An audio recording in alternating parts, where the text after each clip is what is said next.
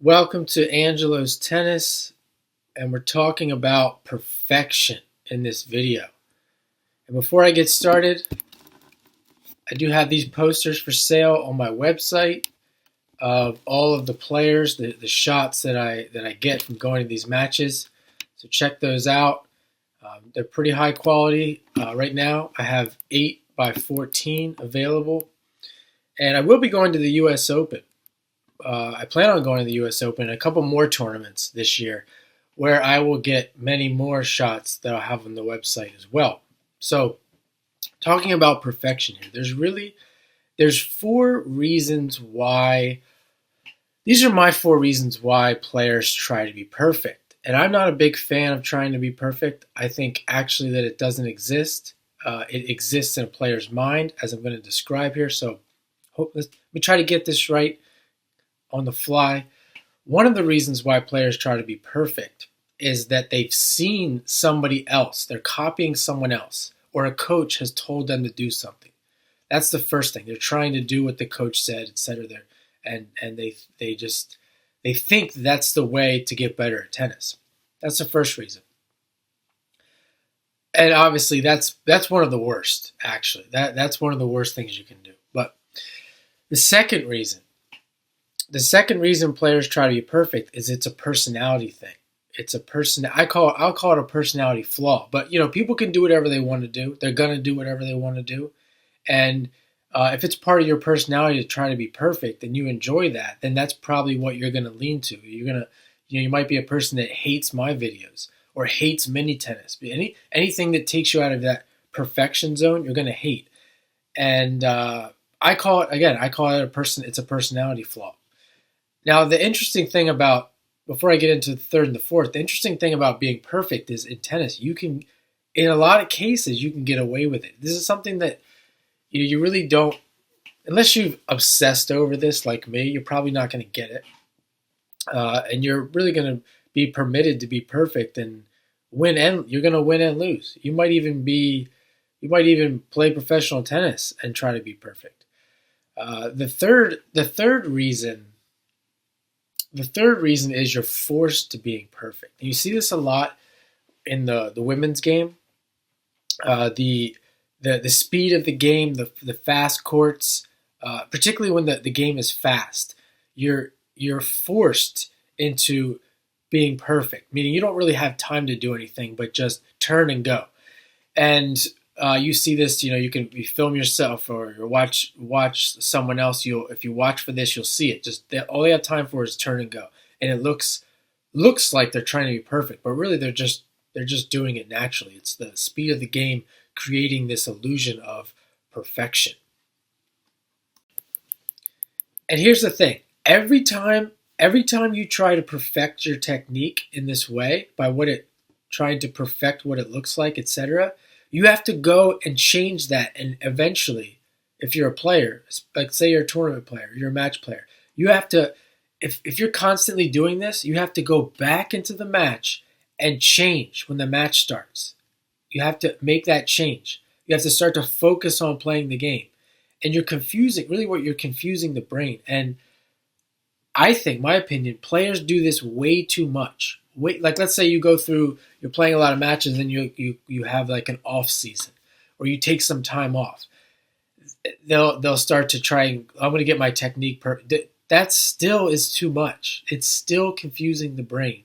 And every time you do that, you run the risk of, when you go on the court, you have to compensate for what you just did to your brain.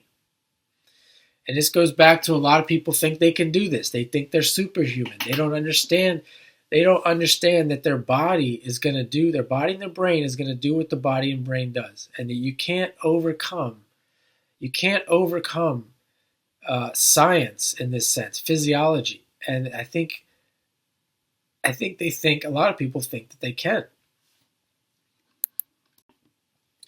So another point, I have a guy that I play with. I see the 60-year-old that I post his videos. This guy's sloppy. Okay, I wouldn't recommend going as far as playing like him. I mean, he just goes out there and just whacks the ball. I've asked him if he even thinks about it. He says, no, I don't.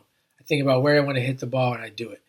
And I've seen him I've seen him slow it down and try to play more perfect, and he can do it. I've seen him do it, and it's totally different game. And sometimes I would like him to play like that more because it would be easier for me. It would feel better for sure. But that's an example of you don't have to be. By far, do you not have to be perfect, and you can still execute.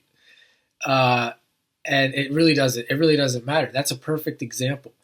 And people watch him and say that looks ugly, the technique looks ugly, this and that. They don't know what they're talking about.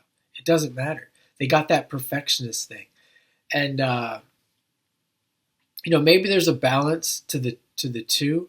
But as I say, form follows function. I think you put me, even if you watch me play, if you put me in the right situation, even today in the state that I'm in right now, like a slower pace, maybe a more skilled player or all-around player, you're going to see a player that looks, quote unquote, looks more perfect.